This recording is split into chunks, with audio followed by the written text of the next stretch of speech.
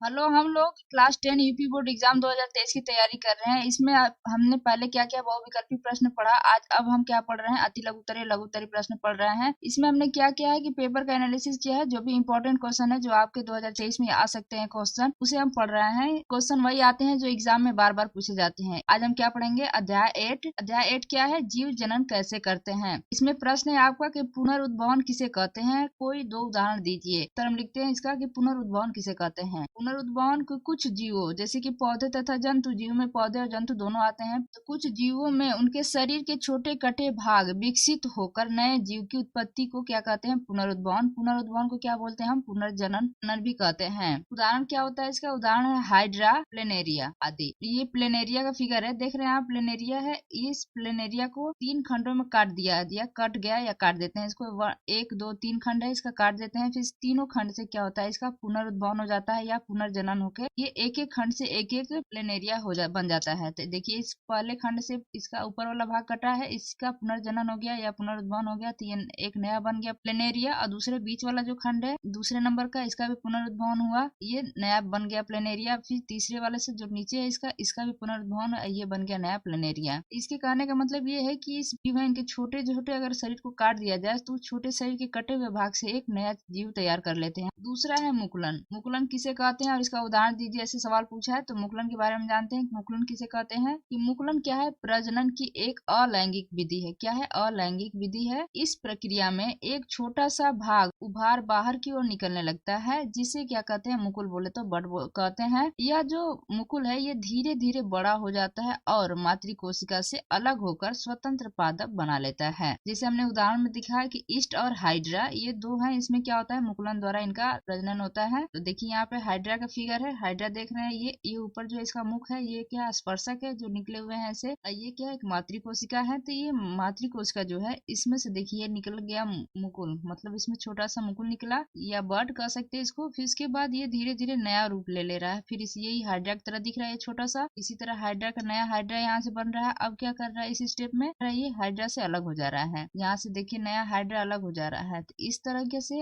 Hydra में क्या होता है, मुकुलन होता है, मतलब मातृ कोशिका से एक नया कोशिका तैयार हो जाती है। ऐसे क्या हो गया, अब 2 हो गए हाइड्रा। तीसरा देखते हैं कि परागण किसे कहते हैं, स्वपरागण और पर परागण के बारे में भी जान लेते हैं। इसके बाद ये भी इंपॉर्टेंट है। तो परागण किसे कहते हैं, किसी पुष्प के पराग कणों का उसी पुष्प या उसी जाति के किसी अन्य पुष्प के वर्तिकाग्र पर पहुंचने की क्रिया को क्या बोलते हैं, परागण कहते हैं। परागण 2 प्रकार के होते हैं, पहला स्वपरागण, दूसरा पर परागण। स्वपरागण किसे कहते हैं कि एक पुष्प के परागण उसी पुष्प के वर्तिकाग्र पर या पादप के किसी अन्य पुष्प के वर्तिकाग्र पर पहुंचने को स्वपरागण कहते हैं। यहाँ से आप कह सकते हैं पहुंचने को स्वपरागण कहते हैं। फिर या कह सकते हैं कि कायिक जनन द्वारा तैयार किए गए उसी जाति के किसी अन्य पादप के वर्तिकाग्र पर पहुंचने को स्वपरागण कहते हैं। स्वपरागण में क्या होता है कि एक ही पुष्प है जो उसका परागकण जो होता है उसी पुष्प के वर्तिकाग्र पर जाते हैं या पहुंचते हैं, उसे क्या बोलते हैं, स्वपरागण कहते हैं। जैसे कि एग्जाम्पल में हम देख लेते हैं सदाबहार और मूंगफली। दूसरा हम देखते हैं पर परागण। पर परागण किसे कहते हैं कि जब एक पुष्प के परागण लैंगिक जनन द्वारा उत्पन्न उसी जाति के अन्य पादप के वर्तिकाग्र पर विभिन्न माध्यमों से पहुंचते हैं, मतलब कि दूसरे पौधे पे, तो इसे पर परागण कहते हैं। पर परागण क्या होता है, ये कीटों द्वारा होता है, वायु के द्वारा होता है, जल द्वारा होता है और अन्य जंतुओं के द्वारा होता है। जैसे कीटों के द्वारा परागण जो होता है वो किसमें होता है, साल्विया में, और वायु के द्वारा परागण किसमें होता है, मक्का में होता है। अब देख लेते हैं पुमंग और जयांग क्या है, इनमें अंतर क्या है। चौथे नंबर का सवाल है ये आपका। पहला हम देख लेते हैं पुमंग क्या है, यह जो होता है नर जनन अंग है। किसका, पौधे का ये क्या है, नर जनन अंग है। कौन, पुमंग। वह इसकी प्रत्येक इकाई को पुंकेसर कहते हैं। प से पुमंग, प से पुंकेसर याद कर सकते हैं आप। और जो पुमंग है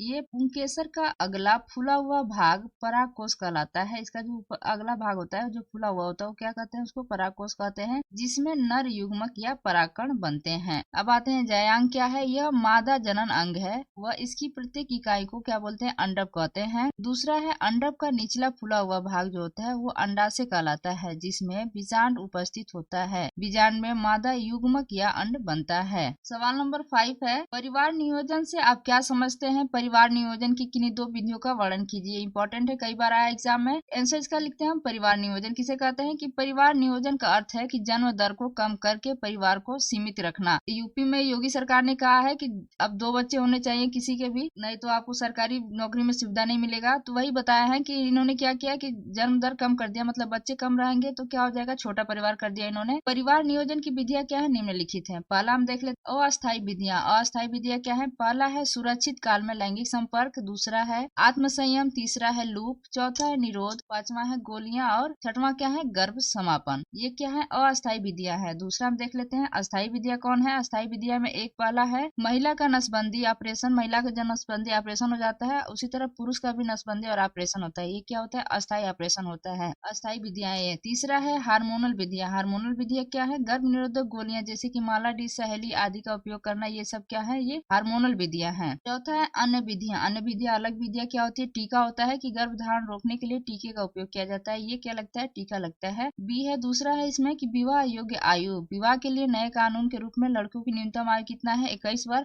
अब क्या हो गया है कि लड़की की भी न्यूनतम आयु 21 वर्ष की कर दी गई है। सवाल नंबर 6 है कि मानव स्त्री जनन तंत्र का चित्र बनाइए तथा निम्न भागों को नामांकित कीजिए। तो उत्तर हम लिखते हैं, देखिए फिगर बना है, ये किसका है, मानव स्त्री जनन तंत्र का फिगर है। ये जो नीचे है ये क्या है, योनि है, ये क्या है, ग्रीवा है, ये क्या है, गर्भाशय है, देख रहे हैं ये गर्भाशय है। और ये जो गोल सा ये अंडप, ये क्या है, ये जो नली जैसी है, ये क्या है, अंडवाहिका है, इसे क्या हम बोलते हैं, फैलोपियन ट्यूब। इसी में निषेचन क्या होता है, ये फैलोपियन ट्यूब है। ये जो गर्भाशय है इसमें क्या होता है, बच्चा रहता है, भ्रूण है ये क्या है, मानव स्त्री जनन तंत्र का फिगर है। Thank you for watching, please like and subscribe my channel.